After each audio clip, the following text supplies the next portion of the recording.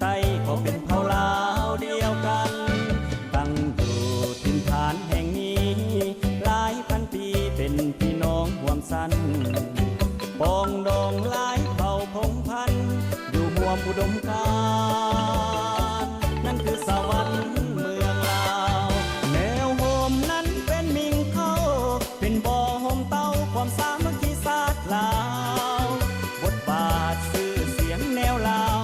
นับวันเดินก้าวสู่สังคมลาวตลอดมาวันนี้หมุนเวียนมาฮอดพอดีจอด60 ปีแล้วนะ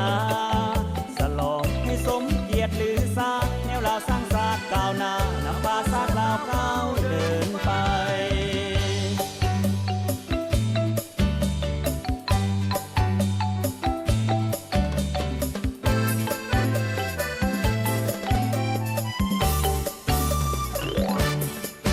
ประวัติศาสตร์ศาสตร์ลาวก้าวขานเหมือนตำนานนิทานกล่าวไว้คนลาวหลายเผ่าน้อยใหญ่แต่เหนือถึงใต้ก็เป็นเผ่าลาวเดียวกันตั้งอยู่ถิ่นฐานแห่งนี้หลายพันปีเป็นพี่น้องร่วมสันปองดองหลายเผ่าพงพันธุ์อยู่ห่วมอุดม